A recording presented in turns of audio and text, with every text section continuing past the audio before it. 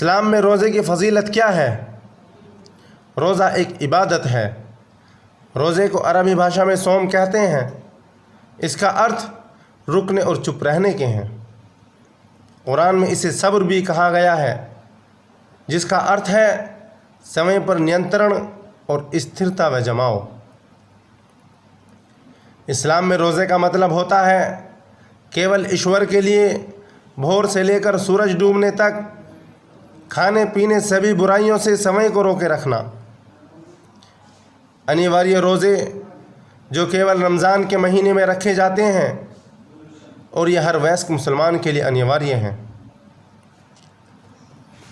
कुरान में कहा गया है, ए ईमान लाने वालों, तुम पर रोज़े अनिवार्य किए गए जिस प्रकार तुमसे पहले के लोगों पर किए गए थे, शायद कि तुम डर रखने वाले और परहेज़गार बन जाओ।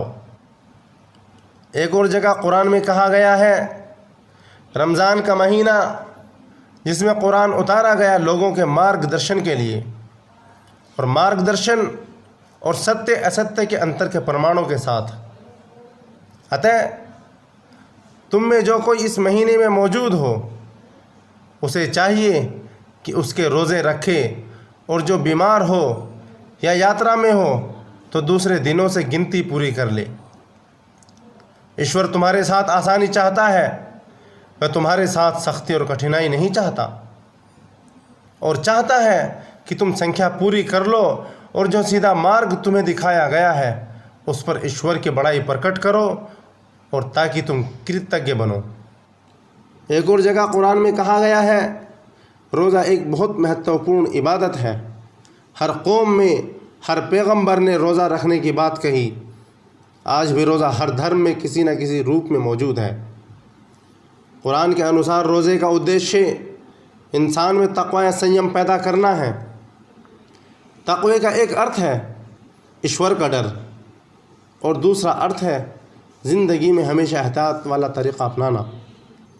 ईश्वर का डर एक ऐसी बात है जो इंसान को असावधान होने अर्थात असफल होने से बचा लेता है। कुरान की आयत ताकि तुम डर रखने वाले और परहेज़गार बन जाओ से पता चलता है कि रोज़ा इंसान में ईश्वर का डर पैदा करता है और उसे परहेज़गार बनाता है। ईश दूत हज़रत मोहम्मद सल्लल्लाहु अलैहि वसल्लम ने फरमाया, जिस व्यक्ति ने रोज़े की हालत में झूठ बोलना और उस पर अमल करना ना छोड़ा तो ईश्वर की इसकी कुछ आवश्यकता नहीं है कि वह रोज़ा रखकर अपना खाना पीना छोड़ दे। दूसरी हदीस में आया है, कितने ही रोज़ा रखने वाले ऐसे हैं जिन्हें अपने रोज़े से भूख प्यास के अतिरिक्त कुछ हासिल नहीं होता। रोज़ा रखना इंसान की हर चीज़ को पाबंद बनाता है। आँख का रोज़ा ये है कि जिस चीज़ को देखने से ईश्वर ने मना किया उसे ना देखे। कान का रोज़ा ये है कि जिस बात को सुनने से ईश्वर ने मना किया उसे ना सुने। ज़ुबान का रोज़ा ये है कि जिस बात को बोलने से ईश्वर ने मना किया उसे ना बोले। हाथ का रोज़ा ये है कि जिस काम को करने से ईश्वर ने मना किया उसे ना करे। पैर का रोज़ा ये है कि जिस तरफ जाने से ईश्वर ने मना किया उधर न जाए। दिमाग का रोज़ा ये है कि जिस बात को सोचने से ईश्वर ने मना किया उसे ना सोचे। इसी के साथ साथ ये भी है कि जिन कामों को ईश्वर ने पसंद किया उन्हें किया जाए। केवल ईश्वर के बताए गए तरीक़े के अनुसार रोज़ा रखना ही इंसान को लाभ पहुंचाता है। ईश दूत हज़रत मोहम्मद सल्लल्लाहु अलैहि वसल्लम कहते हैं, इंसान के हर अमल का सवाब 10 गुना से 700 गुना तक बढ़ाया जाता है, मगर ईश्वर फरमाता है रोज़ा इससे अलग है क्योंकि वह मेरे लिए है और मैं ही इसका जितना चाहूँगा बदला दूँगा। रोज़े का इंसान के दिमाग और उसके शरीर दोनों पर बहुत अच्छा प्रभाव पड़ता है।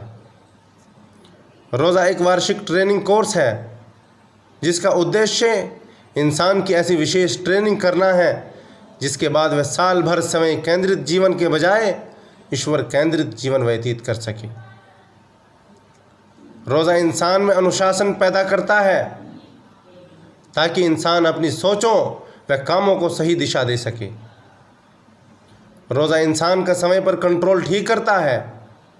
इंसान के अंदर गुस्सा, ख्वाहिश, लालच, भूख और दूसरी भावनाएं हैं। इनके साथ इंसान का दो में से एक ही रिश्ता हो सकता है।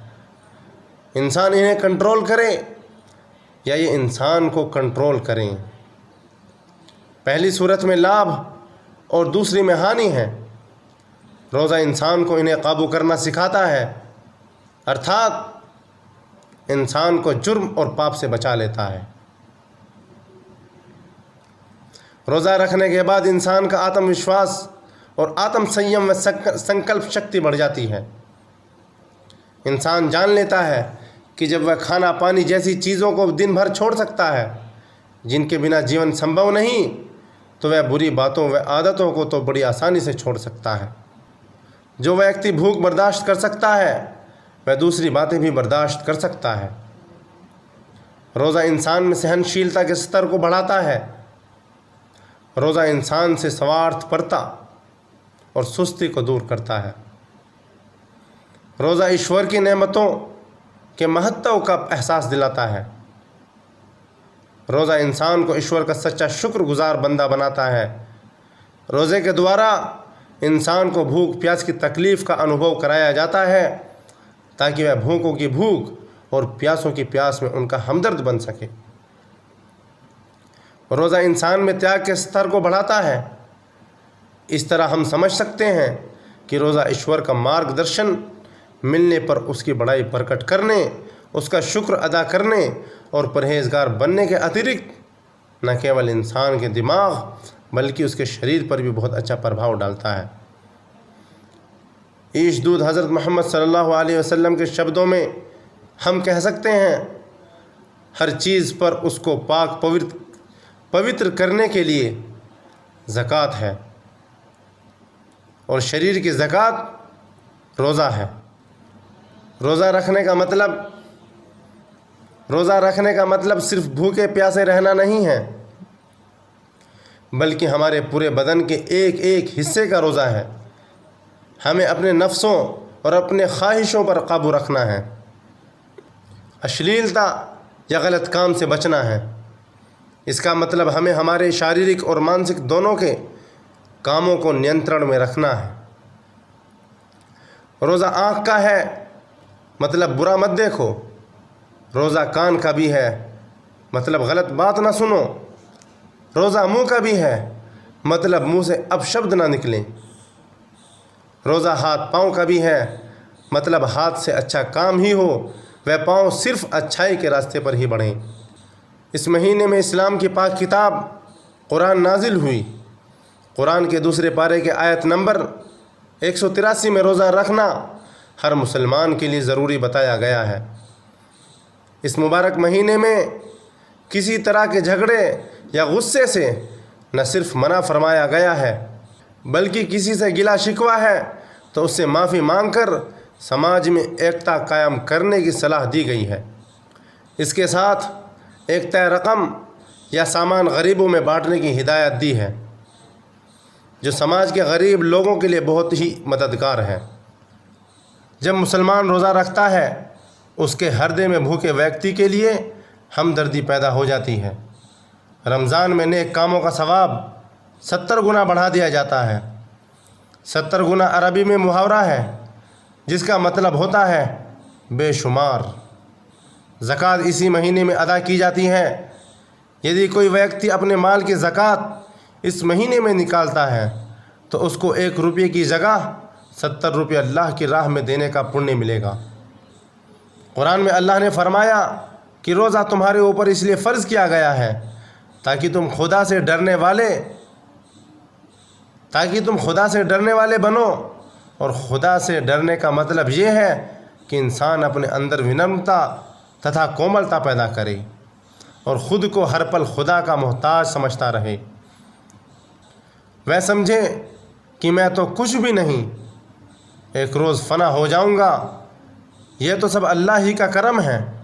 कि सांस ले रहा हूँ, चल फिर रहा हूँ, काम काज कर रहा हूँ और इस काबिल हूँ कि लोगों की मदद कर सकता हूँ, वरना मेरा तो जन्म पानी की 2 बूंद के माध्यम से हुआ है और मरकर मिट्टी में विलीन हो जाऊंगा। यदि तमाम इंसान इस सोच और भावना के साथ अपना जीवन व्यतीत करें तो भला कैसे समाज में बुराई आ सकती है।